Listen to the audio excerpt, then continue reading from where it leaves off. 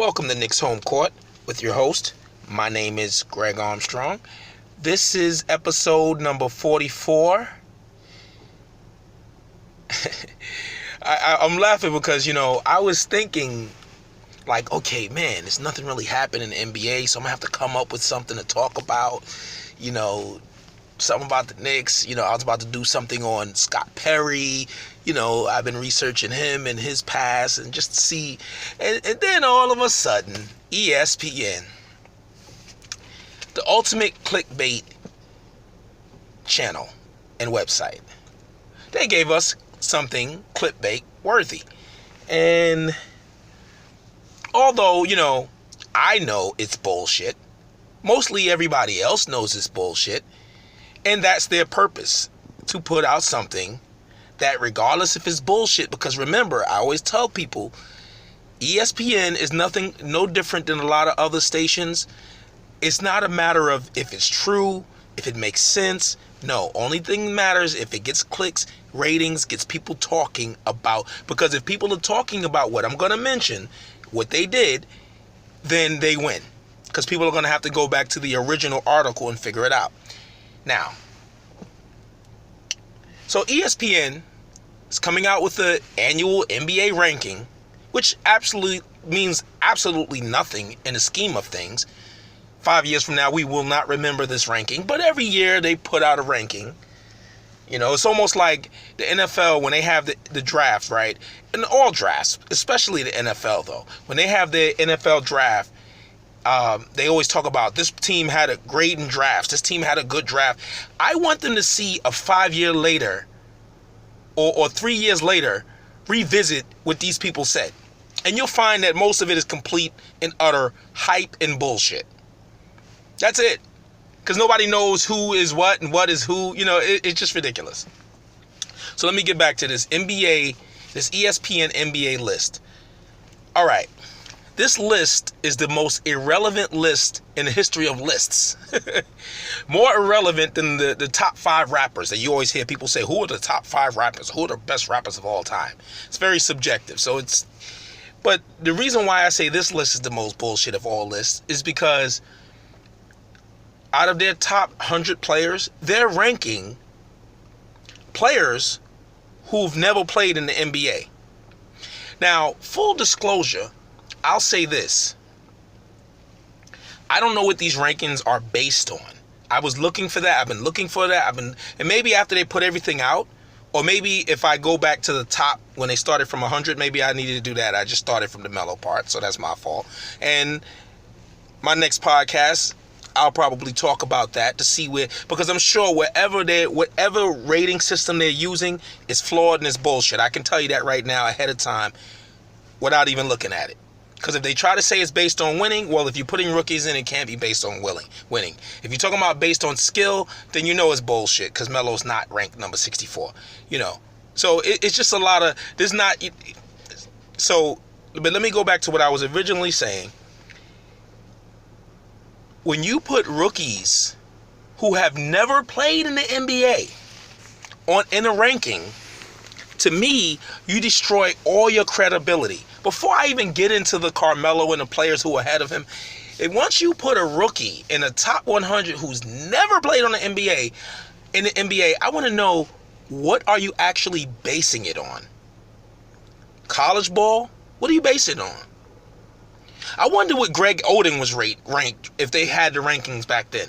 A guy who never really played. I wonder if Joel Embiid was ranked, even though he missed a season and then missed a second season and then played 35 games because, he's everybody's favorite guy right now and it's just amazing. So, that to me, I can't take you seriously even the NFL doesn't do this. Can you imagine the top 32 quarterbacks in the NFL, or 30 quarterbacks, how many teams is in the league, and they rank a rookie who's never played ahead of a veteran, by the way, ahead of say an Eli or somebody, well, Eli's won 2 Super Bowls, but ahead of somebody like a Matthew Stafford, or ahead of someone who's actually been a star in the league and who's still very good. Can you imagine them ranking someone who's never, ever played in the league? See, that's the one thing. Even if they put Melo number one, I would have still, and Melo's not number one, okay?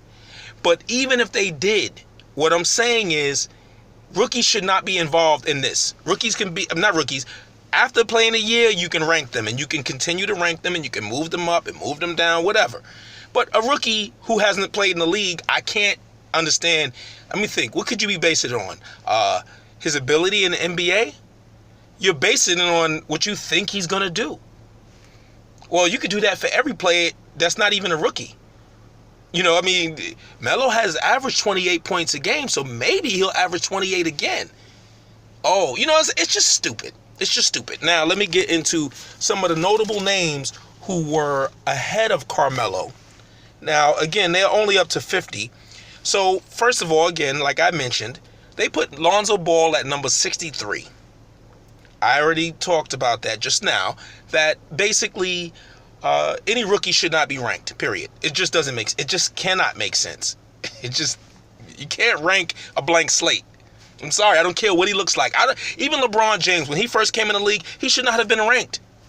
Because anybody who watched the NBA, anybody who's been a fan of this league, we've seen players who are supposed to be sure things not do anything in the league, who have been busts. Remember Harold Miner? I don't know if y'all remember this. Some of y'all too young to remember. His nickname was Baby Jordan. His dunks were ferocious. He won a dunking contest. One of the best dunkers, by the way, if you look. He won a dunking contest.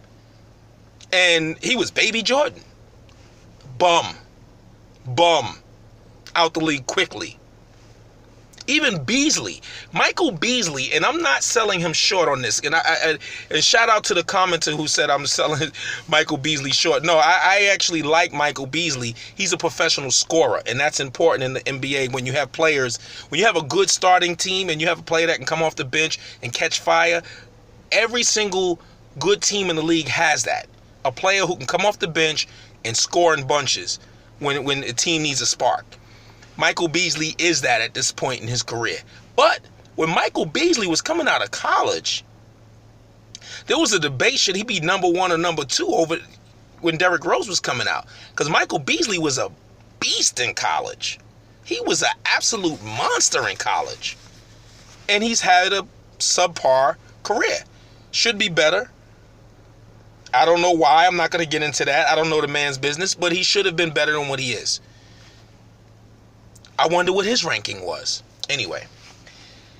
So, Eric Gordon, number 62. He's not better than Melo. In no kind of way. And you cannot factor in winning. You can't say that winning is a factor when you put a guy like Lonzo Ball in there, who's going to play for the Lakers, who are probably not going to be that good. And he's never played. So, you like, basically, if you're putting Eric Gordon in there, you're basing it off of something of last year, but you kill your list again by putting a rookie in there who's never played. Anyway. Avery Bradley, very good defensive player, a awesome defensive player, and his offense has come around. But tell me the last time he has had to carry a team in scoring, when he was the focal point. Okay, let me move on.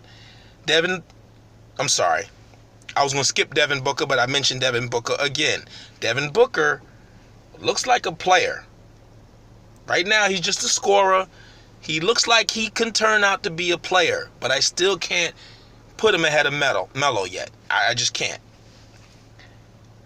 Danny Green, I don't need to say anymore. I like Danny Green. I love Danny Green from New York. I had one of the Knicks to get him. I think he's a really good defender. At Danny Green's best, against Miami, when he was hitting all those three-pointers, he still wasn't as good as Melo. Let me continue. Number 56, Malcolm Brogdon. He was the rookie point guard for Milwaukee Bucks last season. He had a good season. He played well. But again, I'm only going to give him one sentence. He's not better than Melo. Robert Covington. Again. Matter of fact, how Jay-Z said, I'm only going to give you half a bar. I'm only going to give you half a sentence. Well, it's really a sentence. He's not better. Okay, I'm not gonna, and by the way, I've heard people reference LeBron. Uh, like I was reading Chris Herring's article, who I really like Chris Herring, and I have no problem with his article. He likes to back up what he says with analysis and stats, and that's cool. I always believe that he's a little too far over on the stat side, because I believe that you need to be a little balanced. However, I do like his writing in his articles, and he wrote some things, and people are going at Chris Herring, and you know what? I don't think Chris Herring said anything bad. He just wrote a long article. I don't agree with everything in the article, but for the most part, I agree with a lot of it. A lot of it makes sense, right? But he did say that Melo's game isn't well-rounded. Oh, I'm sorry, I missed the name. Danilo Gallinari is at 54. Mr. Gallinari, who's never healthy, who's basically going to start the season on the injured list, by the way. I just wanted to say, because you can't be better than a player when you're always hurt. I'm just saying, when you're not on the court, the old cliche, the best ability is availability. So anyway, now back to what I was going to say. So he said, that Chris Herring said that Carmelo Anthony's game is not well-rounded. He has not rounded his game to the likes of someone like LeBron, right? So I just wanted to say, first of all, LeBron is a better player than Carmelo. This is easy. We know this. He's in better shape. He is a mutant. He's ridiculous. Okay, so comparing these two needs to stop. It should have stopped a long time ago. However, I must say, I must mention this, and you've probably heard this over and over again. LeBron has played with D. Wade, Chris Bosh in their prime. Ray Allen, who still had a little bit in the tank, wasn't in his prime. A young Kyrie Irving, and Kevin Love. Yes, LeBron is better, but we have to keep that in, that's why I think they should give out more executive awards. I think they should make a big deal about executive awards. Because if you have a really good executive and a good GM, that determines your winning just as much as the players on the court. And they never, they'll just blame the player. Well, he's lost all his years, and that's just ridiculous. Now let's look at Kevin Durant. His teammates was Russell Westbrook and James Harden. Oh, I forgot, and Ibaka. They was all on the same team. And then Harden got traded, and then he had Ibaka and Russ Westbrook. Okay. Then he went to Golden State Warriors. I don't even need to mention their team. Now let's look at the teammates that Carmelo has had, his best teammates over the years. Now, I've probably done a podcast mentioning this before, but sometimes you have to mention it again because, folks, ESPN should not be taken seriously. To me, I feel like they have hurt their brand because they have become the MTV of sports. And what I mean is, MTV was a great channel. It focused on music. They had music specials, things like that. Then they got into the reality shows and TV and all this other stuff. And what happened was, it stopped being a music channel.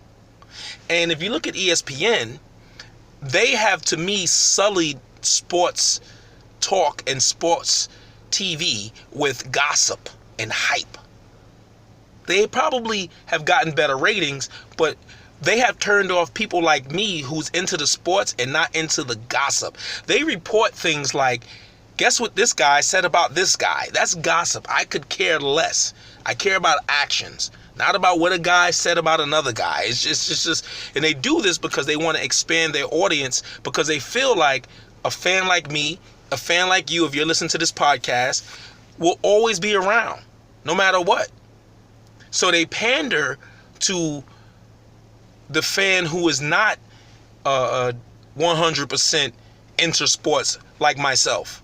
They pander to the person who's a casual sports fan. Women, men, whatever. And they use the gossip and the hype, and they try to get into these people's lives to get you to watch. But unfortunately, anytime you move away from your brand, anytime you move away from what made you what you are, that's why they're hurting at this point. Because the major fans, Like me, I'm gone. I'm never coming back. I'm never coming back to ESPN. I don't watch ESPN. I don't watch any of their shows. I barely listen to I listen to Bomani Jones. I don't listen to many podcasts. I don't listen to New York ESPN. It sucks. I just don't. I'm sorry. I went on this little rant, but I had to because it just pisses me off. And the problem is they have dumbed down the sports fan. And sometimes I have debates with friends of mine and just people I know, sometimes on Facebook or whatever, and I realize their argument is literally coming from ESPN. When all you got to do is check the stats. A lot of stuff they're saying is incorrect. Just check the stats. You know, you got a guy like Stephen A. Smith who's gotten a huge contract at ESPN, not because he's a good sports guy, because he's a hype guy. Because he gets ratings because of his antics. He's not a good sports guy. No. He pushes the needle. He gets ratings. He says outlandish stuff. Because his predictions is a funny thing about it. He gets them wrong almost all the time. He's not good at that. But he's good at getting ratings. All right. Thanks for listening on my rant. I'm sorry. Because when it's ESPN, I can't help it. So let's talk about Carmelo's teammates. Carmelo Anthony, his best teammate he had was Chauncey Billups. Chauncey Billups was not the Detroit Chauncey Billups, but he still had something left in the tank. And you know what Denver did that year? They went to the conference finals.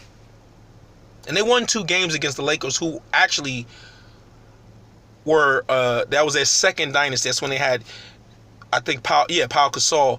And they took them. I mean, it was a struggle. Game 6 was a struggle.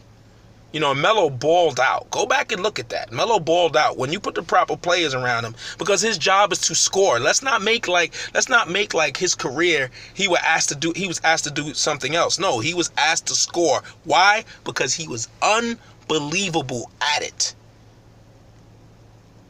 Sometimes you don't have to be well-rounded when you're so good at one thing. When you're really better than everybody else at that one thing, you don't have to do everything else great. Now, if you can, then you're LeBron, who's one of the greatest top 5 players of all time. You're Michael Jordan. You're Kareem. You know, you're one of these guys. Melo's not one of those guys. But when you can do something elite at an elite level better than just about everybody who's ever played, just about, yeah, you build around. You get defensive players. You just save him for what he does best. Period. All right, and then before Chauncey Billups, he played with Allen Iverson, which Allen was scoring. They made the playoffs. They was a decent team, but it just wasn't really a good fit.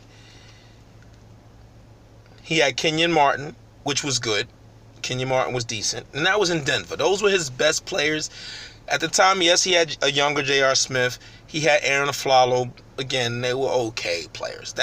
Now, remember, we're comparing an older Chauncey Billups to an in-prime Dwayne Wade. An AI to an in-prime, a prime Chris Bosh. Now, mind you, all right, Billups and Kenyon Martin was on the team at the same time. So Kenyon Martin is not better than Chris Bosh in his prime. Okay? Then when he went to the Knicks, J.R. Smith, Kyrie Irving, I don't think that's a comparison. Shumpert, he's not a comparison to most average NBA players. No disrespect, but he's garbage. He's garbage. And now everybody's realizing he's garbage. And I hear people say, oh, the Knicks should have got more for Shumpert and Smith. Trust me, GMs ain't stupid. GMs are not stupid. These guys were not worth anything. They were not getting anything for those guys. Trust me. Everybody keeps saying that, but there was not a team that wouldn't give you anything for those guys. I'm telling you. Tyson Chandler, now that trade was kind of whack when Phil Jackson traded Tyson Chandler for Calderon. That was a whack trade. But so J.R. Smith, Shumpert, and Tyson Chandler, Hurd Amari, and Raymond Felton. Those were basically his best teammates with the Knicks, if not counting Porzingis now. in his prime, in his best years, because he had some good years at Denver, but he had some really good prime years here at the Knicks. And he had J.R. Smith, Shump, Chandler, and Amari. Less comparison. KD had Russ Westbrook, Harden, Golden State Warrior team. LeBron had Wade, Bosh, Irving, Love. I mean, those players. All right, perfect example, and I mentioned it before, and I'll mention it again. J.R. Smith is good. He was the Knicks' second best player on that team that won 54 games. He went to Cleveland, and he was their fourth best player. That sums it up right there. So now the next thing I wanted to say, he also had a GM that did not believe in him, that was taking shots at him, that spent the last 3 years determined to run his system, even though he wasn't coaching. So you know what? Sometimes as an NBA player, you catch a bad break. Sometimes that happens. You catch a bad break. You catch, it just didn't, there's a lot of players like that have a lot of talent and just end up in the wrong situations. That's why I applaud NBA players who take take free agency into their own hands, because I find it preposterous. In any other profession that's not sports, if you're a top lawyer, you can pick your law firm. If you're a top finance person, you can pick the financial house you want to work for. If you're the top in anything you do, you can decide your fate. Companies can't trade you. Now, we know NBA is a sport, so companies are allowed to trade you at this point. But I don't blame players for looking over there and saying, hey, I want to join that. And I want to also put an end to the rumor of the big market teams and the small market teams. And look, these young players and these players in their prime and these stars, they don't want to lose. They want to go, they have smartened up. And LeBron started this, and you know what? He should be applauded for this. People hate on him. Get out of here with that shit. Look, I'm not wasting the prime of my career with a bumbling ass GM. That's why for all y'all who keep saying the Knicks should tank, for all y'all who keep saying that, that's another losing season with Kristaps Porzingis. And what if you tank and you draft, I'm going to talk about the draft, you draft one of these top players and they're not as good as they should be. And now Porzingis is in his fourth year with the Knicks, can give him the option. What if he declines it? What if he just goes for the 1 year? I don't know how it goes exactly. But what if he opts to want to get the hell out of here? He's a grounded young man. I could see him saying, you know what? I could take my chances elsewhere. I could turn down that money. I'm out of here. I ain't got to give y'all my first 7 years of my career.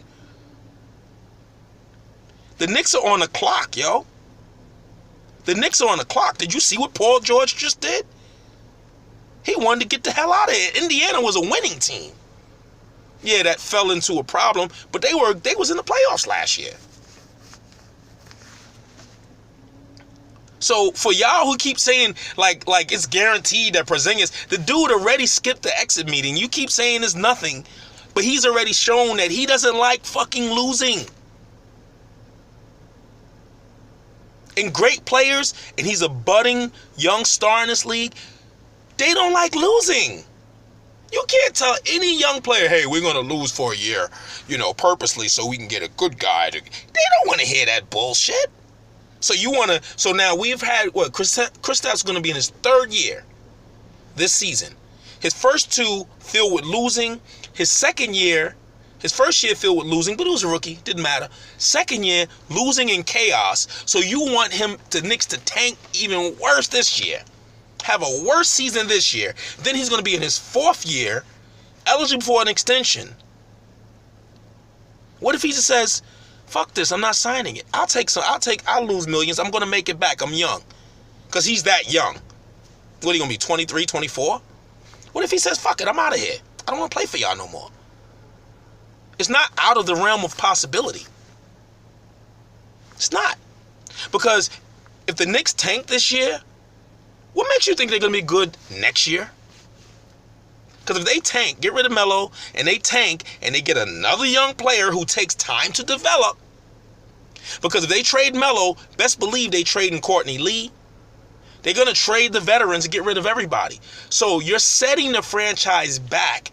And forget about that. You have a young player in Kristaps Porzingis who you need to keep happy. He's your franchise. Fuck all whoever could be on this team. He's your franchise. So get out of here with that tanking bullshit. Anyway, another rant. Man, I've been ranting. This podcast going to be a little long today. I thought I ain't had nothing to talk about. I'm getting off topic.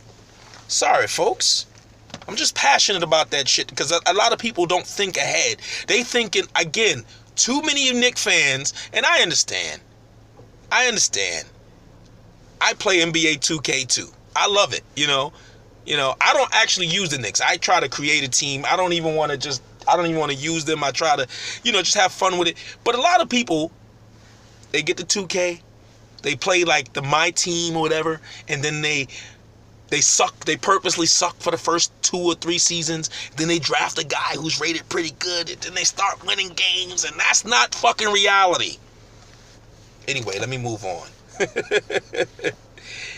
All right, so also I want to say Melo's Instagram quote. I realize his Instagram quote and his Twitter quote are a little different. So I'm going to go with the Instagram quote because it feels like the Instagram quote was cut down to put on Twitter. So I'm going to read his quote. So Melo said, "Can't make sense out of nonsense. As long as I know I'm nice, fuck it. I'm my own fan." Then he says, in a quote, "A certain darkness is needed to see the stars." Then he at ESPN, he added in ESPN, "Don't be so blatant with the disrespect. Hashtag line them up. Hashtag gone too far." Now, this is awesome. And it's also funny. Because obviously Melo's in his feelings. He's a young player. He's a player with pride. He's in his feelings a little bit. That's cool. I like that. I like the little extra motivation. But Melo is Melo. Don't think that because they said this that he's gonna all of a sudden average 35 points a game. No, Melo's Melo. He thinks he's doing. My thing is he has the ultimate confidence. He's an alpha male, so he doesn't think like, oh, I gotta go out and show them. No, he believes that every time he gets on the court, he's showing them, and he's good like that. He's good like that. He's fine. He's just saying y'all being disrespectful. But Melo, if somebody can ever get this to you, they're using you and they're using the New York audience to push their list. Everybody knows it. So they put you at 64 now. Everybody's wanting to know who's the top 50 and below, and then 25 and below. That's all they're trying to do. It's bullshit. But it helped me with this podcast. Thanks, ESPN, for the bullshit. Now, I want to talk about something else, right? I want to talk about analytics and the flaws that I see in analytics. And the reason I like analytics, I like stats. I like that. Because sometimes what you're seeing and the stats are saying something else. But I don't think you should ever go on 100% stats because stats can be manipulated. Stats can be manipulated. For example, one stat that's very much manipulated is the per 36 stat. I remember when the Knicks first got Derek Williams. I think it was Derek Williams. But I'm just going to use him as an example if it wasn't. Or let's just say player A. Player A, per 36, might be 19 points, 7 rebounds, and 3 assists, right? But in reality, he only plays 10 minutes a game.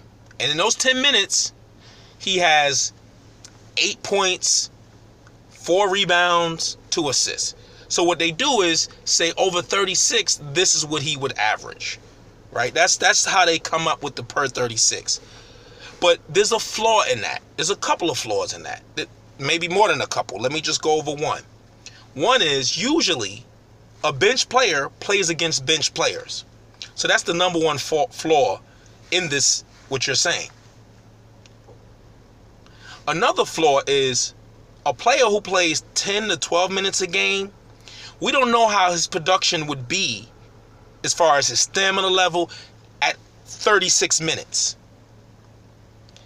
You don't know if he can handle that kind of weight. And not only that, if he's playing 36 minutes, he's going to play significant minutes against the starters, which will probably bring down the per 36. So I don't believe in a per 36. If he doesn't play 36 fucking minutes, I don't believe in a per 36. It doesn't make sense. You're saying that the way he played for the first 10 minutes, he's going to continue that for 30. It's just bullshit. Straight bullshit. You know, it just is. That's why it is something, Dr. J had said it before, that he doesn't judge NBA players until they're like 6-7 years into the league. Because players can start off their first 3 years and then have injuries or other things can happen, and they may not be the same player in year 7. So I kind of agree with that. Like, I mean, we're so quick because we need to talk about something. You know, we need to put something out there. We need to have the hype. After 2 years, he's the best shooter ever. He's the best player ever. It's just ridiculous. So another stat I don't like is the per 48. Now, the per 48 is a little different than the per 36. The per 36 is basically saying within a game. Most players don't play 48 minutes. I don't think there's ever a player that, well, Iverson almost played 48 minutes a game. But a lot of players don't play. So when they say per 48, they're really saying 48 minutes in total. Meaning if he plays 24 minutes in one game and 24 minutes in the next game, that's a per 48. That's how they do it. And that's another stat that's flawed just based off what I said just now. It just doesn't make sense to me. You know, because again, I think that fatigue is a part that needs to be factored in. You know, there's a lot of things that's not being factored in. So another thing I don't like is the plus minus stat.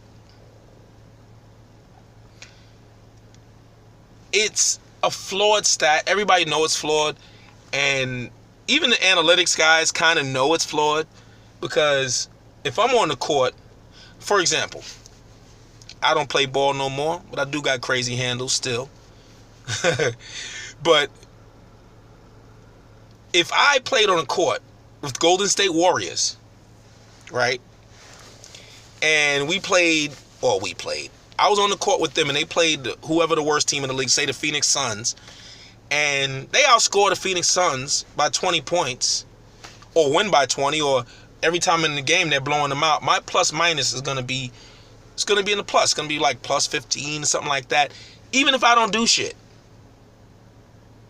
It's very hard to get a minus when your team is blowing the other team out. If you get a minus, now that is bad. I mean, I don't even know if that's ever been done. Now, on the contrary, you might have a bench player who comes in with the bench players and everybody else plays like shit. But he's the only one keeping the game together. He's playing tough D. He's scoring some buckets. But he's going to have a minus no matter what happens because everybody else play like shit. The plus minus stat to me is more of a team stat. If they make it more of a grouping stat, it might make a little more sense. That's why I take that with a grain of salt as well. I would never mention the one stat I do like, advanced stat. I do like player efficiency rating because it combines a lot of stats. But again, stats are flawed because, for example, with this new analysis, with this new efficiency NBA, they don't like volume scorers. Melo is somewhat of a volume scorer, and I say somewhat is because throughout his career he's always been very efficient. It seems like he's putting up a bunch of shots, and he does, but if you look at his career play efficiency rating, it's over 20. And the first time it dipped below 20 was last season. So if you look at the 20s, that's why he's a Hall of Famer, because those are usually stars who play efficiencies are in the 20s. And his has been in the 20s basically his whole career. His is comparable to somebody like Kobe Bryant. So, but, see, volume scorers are important in the NBA. Why? because they take pressure off of other players. And sometimes volume scorers, you got to understand something about volume scorers. Somebody like Kobe Bryant, somebody who, like Carmelo Anthony, that would be considered a volume scorer. You got to understand something about them. They shoot a lot of shots with the shot clock down. They shoot a lot of shots when the game is stagnant. When players can't get open or create for themselves, they take things in their own hands. You've seen Kobe 1 against 3. You've seen Carmelo 1 against 3. Oh, he's going nut. No, maybe he's on the court with his players. And if anybody's ever played basketball, you've seen guys freeze up. You've seen the look in their face, the look in their eyes. And you're like, yo, dude is not really with me right now. I got to take things in my own hands because dude is scared. Deer in the headlights look. We can't see that. They don't ever talk about that in the games, and that's not a stat. So when you have a player who can take a nothing possession, you know the possession, you bring it down and you make 3 passes and it's already 10 seconds left on the shot clock, and you have a player like a Kobe Bryant or Carmelo Anthony that could get a shot off in 5 seconds, that is a skill. That is a skill. That means even if he missed a shot, you at least got a shot up. You at least got a decent shot up. And that's what volume scorers are able to do at different times, which is not a stat, which I think they should probably somehow factor into efficiency or not punish them for having a poor percentage for taking those shots against the shot clock. Because you have players who won't take those shots because of their percentage. For example, you have players who won't shoot the half court shot. When there's a few seconds left on the clock, they won't shoot it. Let the clock run out because I don't want my percentage to be messed up, which is going to result in money. So maybe there should be a way where they can factor that in and they can say, you know what, we're not going to penalize. Now, there's a lot of, I don't know, stat geeks, if you're going to watch the game and figure out those shots, but maybe they shouldn't be penalized for that. For the last second shots when there's nothing left and he creates 1-on-3 and gets a shot up when normally they wouldn't even get a shot up. Anyway, just one to think about. I told you this podcast is going to be long. I hope y'all listen through to the end. I got some goodies for you. So, another thing that's not factored in analytics is emotion, toughness, and intimidation. Now, I grew up in the Michael Jordan era, and they talk about it all the time. He completely intimidated whole teams, coaches as well. Intimidation matters. Ask Mike Tyson. When people started being scared of him, they started fucking him up. Ask Lawrence Taylor. When whole teams had to shift over to his side. Intimidation is an important thing, and I don't know if it could ever be measured. So let me move on from that. So those are my problems with analytics. And I probably have some more. Like, for example, they haven't figured out a way to properly have analytics for defense, individual defense. It's a struggle to figure that out. And in time, I'm sure they're going to figure out and learn how to isolate that. Stephon Marbury wants to return to the NBA. I think that he's no longer an NBA player, in my opinion, but I think he wants to retire in the NBA. He might want to come back to the Knicks or something like that. He wants to retire in the NBA. His story is sad, then it was happy, and now it's just like, he salvaged something. He's an icon in China, which is big. I don't know how he hasn't turned that into even more monetary gain in China.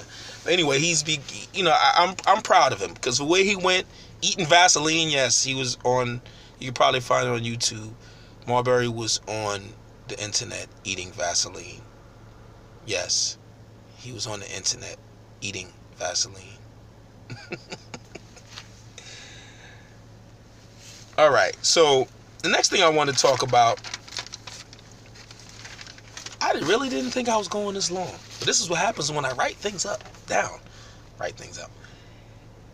Real quick, I want to talk about Luka Doncic or Doncic. I swear he needs a nickname. Call him Luka. He had a great game in the Euro Championships I hope I'm saying it right. He had 27 points on 14 shots. He shot 11 3-pointers. So that's one thing about efficiency. You get higher efficiency when you shoot more threes and make more threes. Porzingis had 34, by the way. He had like 21 shots. So based on this performance, because we live in a hype world now, everybody's saying that Luka Doncic should be number one. He should be the number one pick. Come on, look how good he is. Look what he did in the Euro game against these players, these men. And I get it. So basically, what I want to say really quick about that, before I get into the draft picks who are ahead of him, well, Frank Ntilikina also led his team to the championship. French team full of men who didn't have a problem with him running the point. I'm just saying, a little Nick hate there. Oh, he's going to be like George Hill. But then they admit they've never seen him. Shut the hell up. So anyway, now let me tell you who's ahead of Luka Doncic according to NBADraft.net. I stay on these websites, Draft Express, NBADraft.net. I stay on them. And mind you, Knicks fans, I think that what you could do to better be prepared for the NBA draft next year and to know what you're looking at and understand who the Knicks may be drafting, look at NBADraft.net. Top 20 players. It's very easy. They're going to fluctuate. And when college ball comes around, watch some of these games. Because a lot of these, first of all, the games are exciting anyway. Watch some of these games. And you be your own judge. I know a lot of people don't have the time to do all this. Then watch the highlights. There's plenty of highlights. You can go on YouTube and you can get a idea. Because I watched D'Angelo Russell the year we drafted Porzingis, and I loved him all season long, right? Until they played Arizona. And I like Stanley Johnson, who I think still could be a really good NBA player. He got to grow up. They played Stanley Johnson's team with Rondé Hollis Jefferson. They were on Arizona's team, and it was in a tournament. And D'Angelo Russell, this made me get a little nervous about him. He couldn't really do much against a really athletic Arizona team. And that it put a question mark about his athleticism. I think that D'Angelo Russell still can be a star in this league, but he has to be the guy that is on 10 all the time. He doesn't have the athletic ability to cruise, and he has to literally be on 10 all the time and using every ounce of his ability to be good in this league, because he can't do it athletically. He's not good enough to just be better than everybody as athletically. So that put up a red flag, and that's because I watched the college basketball all year that year. Because to me, once the Knicks suck, once they're out of the playoffs, you don't even have to watch all year long. If the Knicks suck in the second half of the season, there's no reason to torture yourself.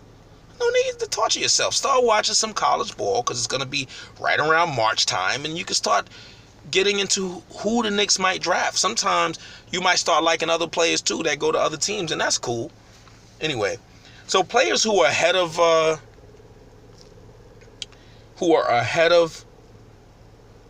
Doncic.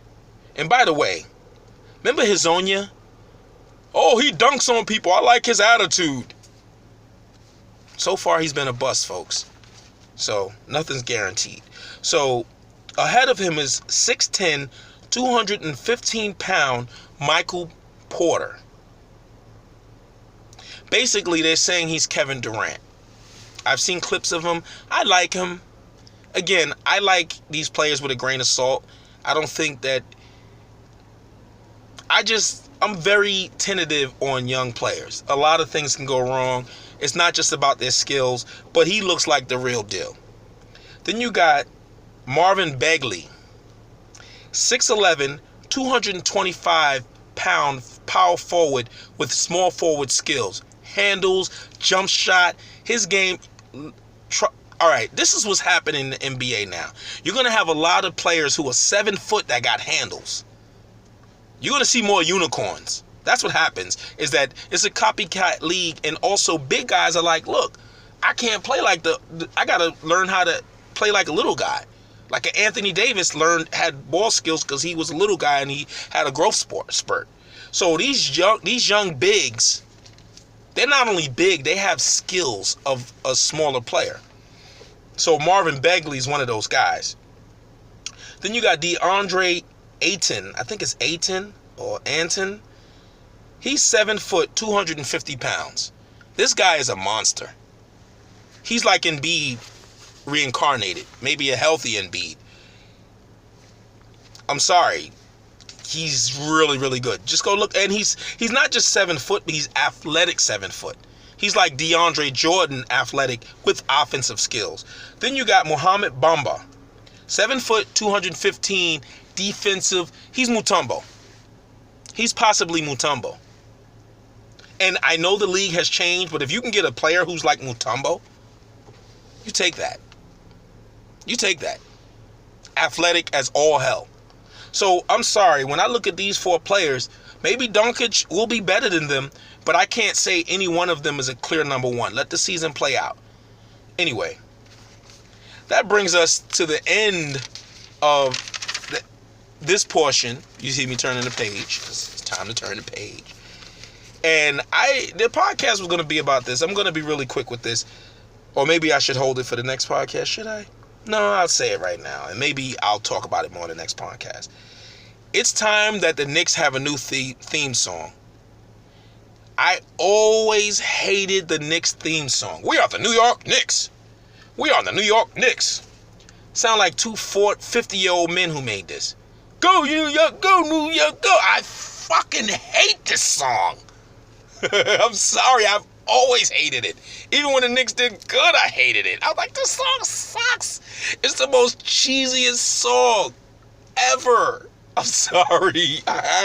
I'm glad I have a few listeners. I hate this song. We are the New York Knicks. We are the New York Knicks. Get the flying fuck out of here with that shit. I'm sorry. So, who should make the Knicks new theme song if we are to have one? Does it have to be somebody from New York or just a New York fan? Either one doesn't matter to me. It just needs to be hot. It needs to be good enough to actually be a record, to me. I'm not down with cheesy shit. No. I like good music. I'm sorry. Can Jay-Z make a New York Knicks song? I doubt it. I don't think he would. You want to get somebody young? Since Fat Joe loves the Knicks, maybe you can have Remy Ma do Fat Joe and Remy Ma do a Knicks song. I'm just saying. I'm just guessing out there. You know, maybe A$AP Rocky, them A$AP young boys. You know, the Knicks are bad and bougie. I know that's Amigos. You know, maybe they could use Knicks trap music or something. I don't know. You know. You could have a young artist, maybe an old artist, maybe they're together. Maybe Wu-Tang could do the Knicks song. I don't know who. But please, somebody, play this for your friends. Play this for everybody. Try to find somebody to come up with the Knicks song that's better than that cheesy garbage song. Only people who like it are drunk at the Garden. That's it. Or if you're drunk, you're watching the game and the Knicks are winning. You know, you don't care at that time. Just like, oh, God.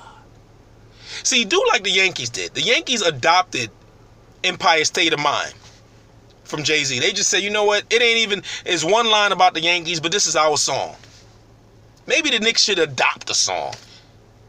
Any song that mentions New York. Maybe we should adopt Empire State of Mind as well. But we need a song. Good Lord. It's the worst song ever. So I just wanted to say that. But anyway, folks, if y'all have any ideas, you know, just for fun, who you think should make the next Knicks song, you know, you can leave it in the comment section and things like that. But this brings us to the end of this Knicks Home Court podcast, episode number 44. I hope you enjoyed it. I went a little long tonight. Again, you can find these on YouTube, as you have been doing. You can also find it on lifeculturesports.com. And also, you can go to iTunes or download Podcast Addict. I like that Podcast Addict because it pulls from anywhere, any source from anywhere. And you can listen to my Life Culture Sports podcast, which is completely different from this. It's not about sports. I mean, it has some sports in it, but it's about life. So, But if you want to stick to just sports, that's why I have them separated. And I'm a big Knicks fan, so I'm not going to do Giants. And I'm a Giant fan, but I'm going to stick to the Knicks. That's enough for me. I got a life outside of this shit. But anyway, it's been real, folks. Hope you enjoyed this podcast. Knicks Home Court episode number 44. I'm your host. My name is Greg Armstrong, and I'm out. Peace.